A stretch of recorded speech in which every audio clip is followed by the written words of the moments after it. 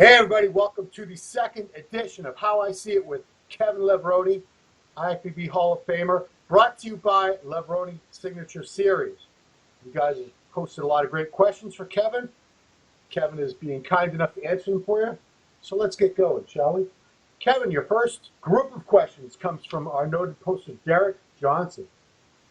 You've answered this so many times before, but it always comes up. Kevin, do you think you could have pulled a Mr. Olympia victory if you had not taken off all the time that you did toward the latter end of your career? No, I don't, Derek, because even though I got a lot of flack for taking off, I kind of preserved my body. My body responded quickly to when I got back into training and coming back. And actually, I just didn't wear my body down and wear myself out. I believe that each time I did walk on stage, when I wanted to push it 100%, I could. So there was nothing far as in my training that hindered me from winning that title. I've actually thought that I probably should have had at least two of them, and I think the fans probably agree with that. Okay. Now, next question. And remember, you can always say pass when you think a question is stupid or offensive or whatever. All right, no problem. How many times do you wish you would have punched Sean Ray in his pie hole? Never, honestly. That's a good question. Never. We get upset with each other, but there's a lot of history there, Ron, between Sean and I. Yeah. Where you just gotta move forward. We're grown men. Right. Grown men don't fight. We get our feelings hurt, we move forward, we say what we want to say, and we continue to move forward and put that past us and be forgiven moving forward. Life is too short to create lifetime enemies, especially when you've known someone over 20 years. Yeah, and I think people don't realize in this industry, you can't burn bridges because you end up working with the same people, even if you think you're never going to work with them again. Exactly. And you're going to see them at every damn show, and it's not worth it. Okay. Favorite body part to train and least favorite body part to train? Man.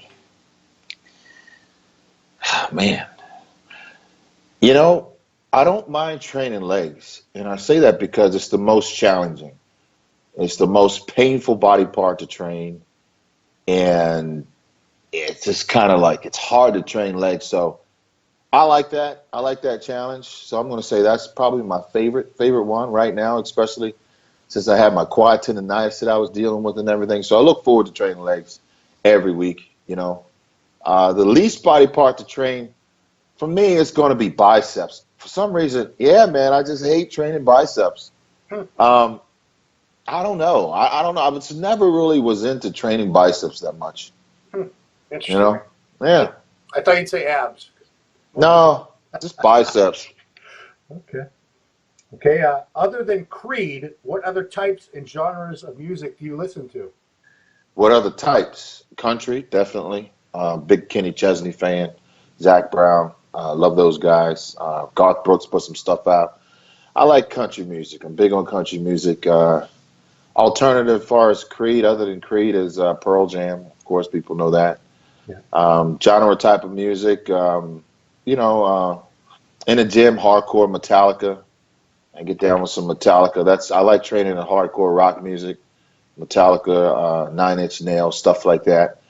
Then, every now and then, man, I do like Lil Wayne, some of my Lil Wayne style. Lil Wayne reminds me of a black skater, you know what I mean? So he's got a different style, so I'll listen to him every now and then, Okay. Yeah. And we already talked about the Olympia last time we talked, but it's going to keep coming up. What do you think Big Ramy needs to finally beat Phil Heath? What would it take for that guy to? Well, who asked that question? This is all coming from Derek. Derek, stop asking so Derek? many questions. It's a lot of questions from Derek. Oh, he had more, but I'm cutting them off. Go ahead. Derek, I got to tell you, my opinion is just time. As we can see, Big Ramy now, he's starting to mature a little bit. I think the more that this guy diet it down, and go up, diet it down for a show, he's just going to get that dense maturity muscle, and it's just a matter of time now. But I can tell you this: the judge is definitely going to judge him based on the last time they saw him. So when he shows up next year for the Mr. Olympia or any show, he better be as good as he was or better. because that's how the judges judge you. Yeah. And if he can't match his conditioning, and the next time he steps on stage, he's going to get marked down.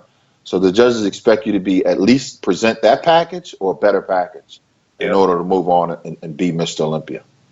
Okay. You know, I had neglected to write down who asked this question, but someone was asking about, before there was synthol, especially in the 90s, there was something called Essicline that was used. So, I'm not asking about any specifics, but how was it used? How was it different from synthol? Because it wasn't a permanent thing. It wasn't even a steroid, was it? no, I don't think it was. I think it was something that just inflated the muscles for a short period of time.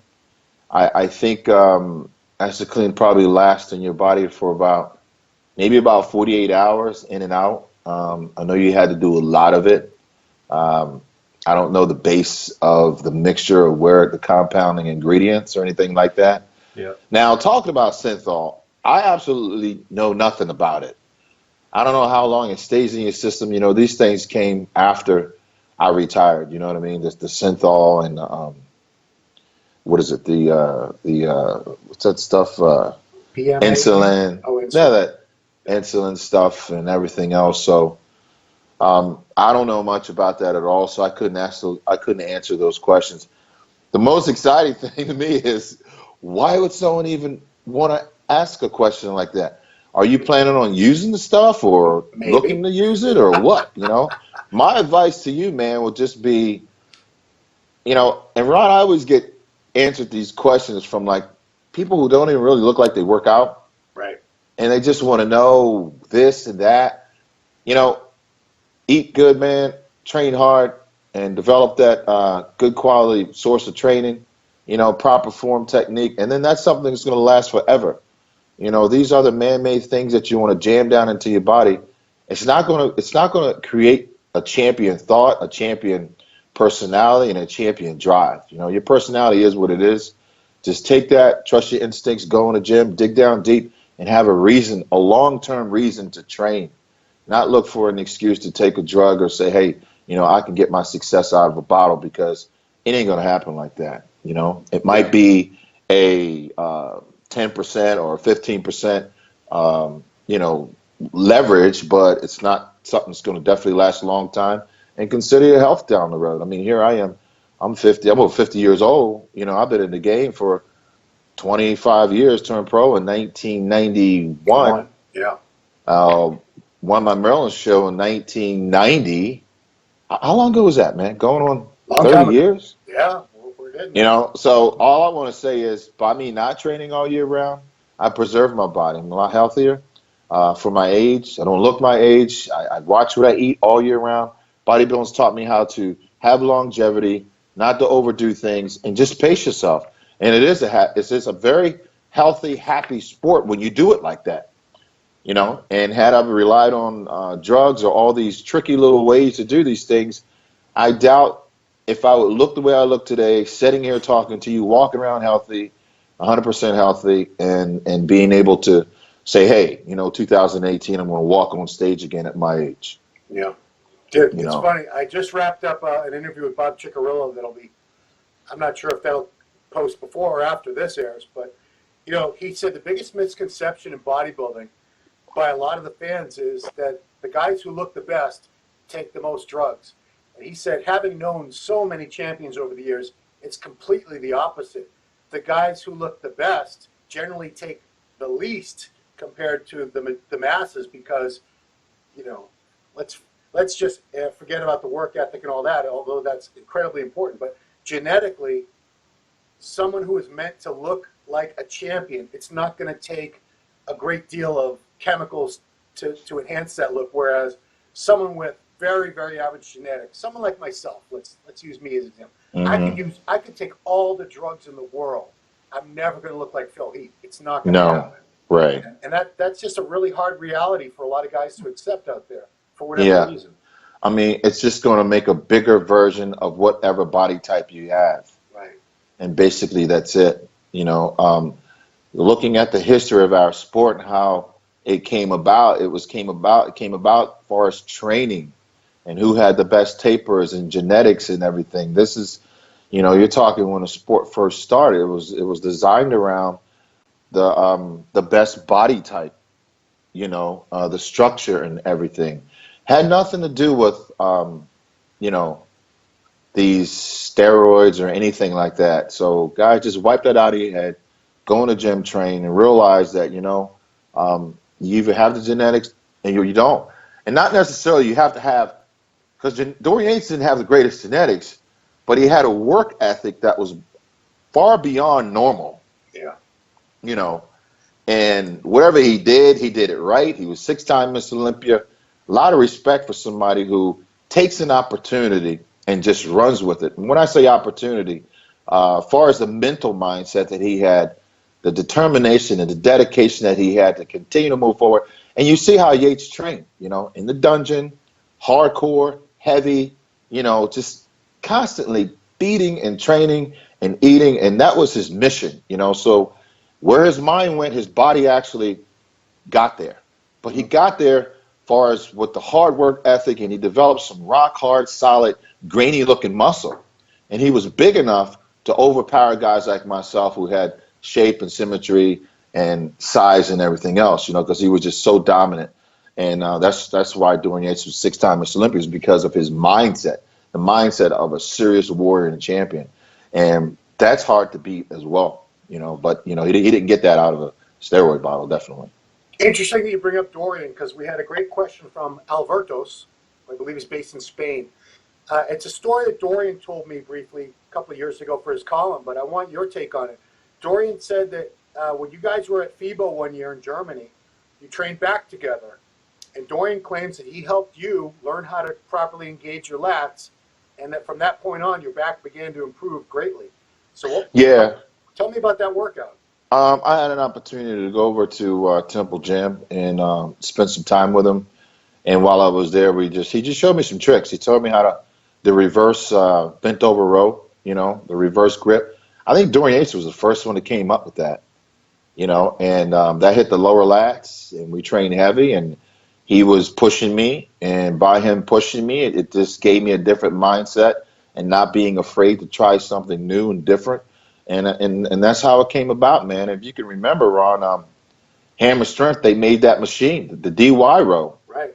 Because of Yates, and looking and inventing a new way to develop himself. So, yeah, I mean, that kind of rubbed off on me, and I never forgot that. I just took that idea home, and I just trained and trained and trained and thought about it, and it helped. It helped, man. It really did help. Yeah. I know he had some regrets about that. Well, I still never won Olympia, so, This is a question that comes up a lot because, your era was considered, the 90s into early 2000 was considered the greatest era, the toughest era of competitive pro bodybuilding by a lot of people. Do you consider today's era weak in comparison, or is it just different? No, I don't. I consider it just different. The guys are thicker, the guys are bigger, the guys are more massive. I think the shape, the symmetry, the shape, and all that stuff is what's lacking. And the quality and the density and the rips and the shreds, the cuts, Back then we had feathered quads, outside, inside. Hamstrings was feathered up. Glutes was feathered up. Look at Andre Munzer. Everybody had a nice tapered waist. The serratus was popping. We didn't have the issues with extended bellies and stuff like they do today. More posing and stuff. I think the posing rounds was judged back then, so we took that a lot serious. The presentations with the music, to present yourself like a man on stage. There was no dancing, no hip hop bopping and back and forward and stuff. We posed the gladiator music like a king, like true lions, and we wanted to come out there and show the best presentation from every angle. And we try to put music together to do that.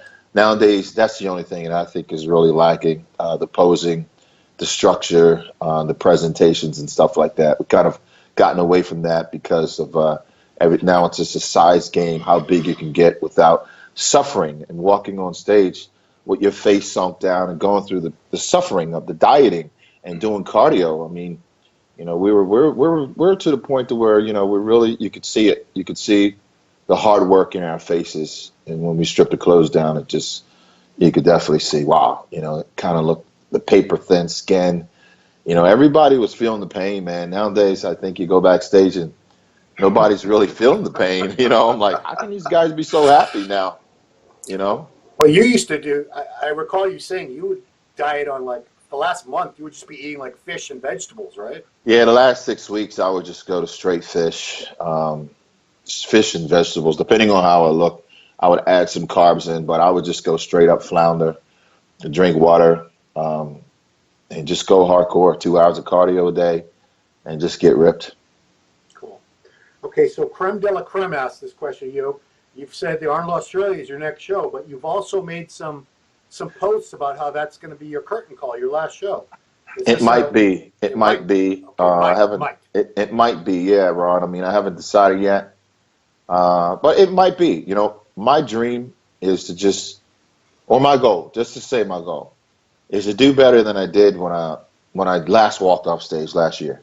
Yeah. I know I can do that, and I would love if I could place in the top 3. Great. I definitely want to give the fans a better presentation than I did the last time. I think I owe that to myself and my career. And just to be able to go out there and possibly win a show, or place in the top 3. If I win the pro show, then I'm going to decide if I want to go on and do the Mr. Olympia or not. Right. If I only place in the top 3, then what's the point of going to the Mr. Olympia? Mm-hmm. I mean, if I got 6 months to train for a show and I can't win the show, let's be realistic here. What's the point of going to the Mr. Olympia and just standing there taking up space? I mean, I'm not there to do that. You know what I mean? Right. So you have to be realistic at my age and what I'm trying to do and everything. So if I win the show, then yeah, I might go walk on the Mr. Olympia stage again if I win another pro show. So this question is really from so many people and myself. I know your leg training is back to a much higher plane than it was last year because you had those issues resolved with your quadricep tendon. Is that what it was? Yes. So nobody has seen your legs yet. Are you still planning on guest posing October 28th at what's the name of the show? You're talking about the show here in Baltimore. Yes. The Baltimore Pro, or what's it called? Yeah, the Baltimore Pro Am, I believe. That's what it is. Okay. So are you Yeah, I mean, nothing's changed from that. Okay. So, everyone wants to see what your legs look like. I guess we'll all find out October 28th. It's going to be all over the internet. But size-wise, how are they looking compared to what we saw at that last Olympia that you were on stage at? Yeah. I had to ask. Ron, you're something else. I got to ask the questions the fans want to know. Do you really think I'm going to answer that question? You don't have to. Come on, fans. Okay. So you have to wait. Man. Yeah, I'm not going to respond to that material. Oh shit. I love bodybuilding. It's crazy. I know. You never know what somebody's going to do, think, or what they're going to say next, True. So, what have you... How about you, Ron? You're in the gym, you're training. What are you doing, man? I see your Instagram pages. You're pulling out the quad. Are you planning on competing again? Seriously? 2020. Really? Yes, I have to wait till the over 50. I'm eligible. I just turned 48. Yeah, I'm sure everyone's fascinated to know what my plans are. But, Serious, because, you're always asking all these questions. I see you, man. You look good. You're lean. Trying to get my arms up, man. You have a training partner? I train with the Goon. You know the Goon? No. The Goon is Chris Griffin. He's my buddy. He posts on the forum all the time. Okay. 6'5", covered head to toe with tattoos. And Golden Gloves boxer. Comes from just real quick, I mean, what's your training split? Do you guys do all push and pulls or what? Because I do a 3 on and a 1 off. I do chest, shoulders, and triceps, the leg, back, and buys. Take a day off. What's your split? It's very similar to that. It's like tomorrow. Boy, people are gonna get very angry that I'm taking up your time with this. No, seriously, I want to know. Okay. So, and by them listening, they can learn something from you too. Sure they can. So tomorrow, shoulders. Next day will be legs. That's quads dominant. Day after that is arms. Then a day off. Oh wait, I'm sorry, I'm all messed up. So tomorrow's chest. Day after that is legs, quad dominant. Then back. Then a day off, cardio only, then shoulders, then legs, hamstrings dominant, then arms, day off, repeat. So 3 on, 1 off, 3 on, 1 off. What kind of calories you taking in right now? Couldn't tell you. Really? Couldn't tell you. No shit. What a bum I am. I know. And how old are you, Ron? Just turned 48. 48 years old. It's funny. I used to think you were so old because you were anybody. When I was like 21, I started working the business.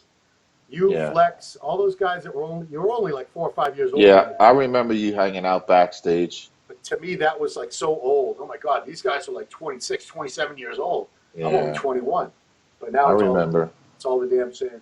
You've always been nice, man. I remember you came on the scene. Now, one more question. You don't have to answer this or not. Go ahead. Are you taking like any kind of for your age? Yeah. Any kind of testosterone therapy? Absolutely. Yeah. You are. I'd be a moron not to. Yeah. Yeah, yeah. I think that's very, very important.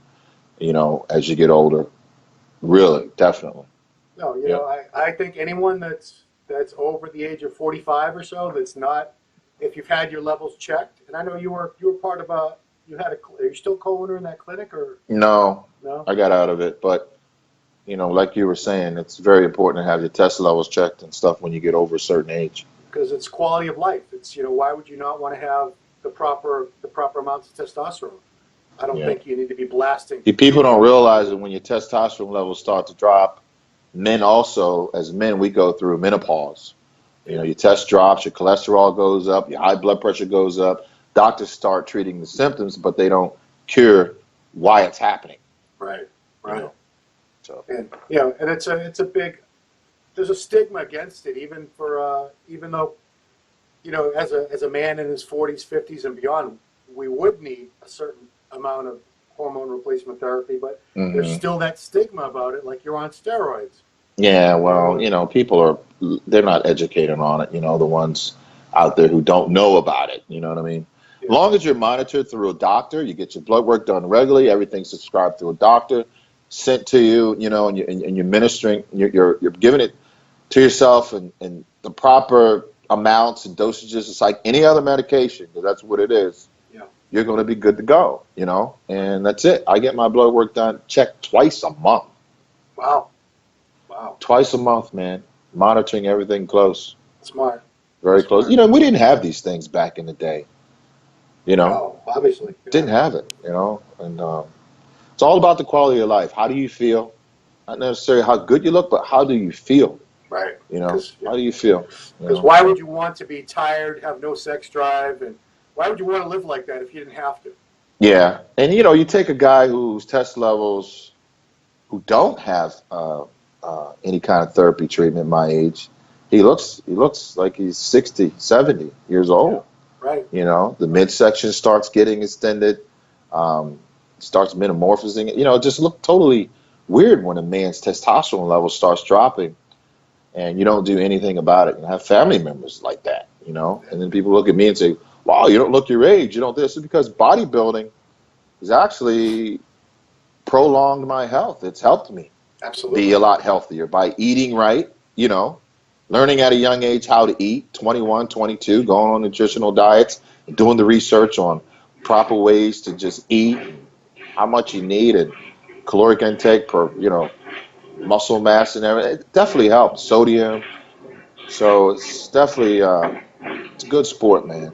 And I'm so glad that whoever thought about this testosterone therapy, as men get older, it starts to decline. It's great. And women go through menopause too.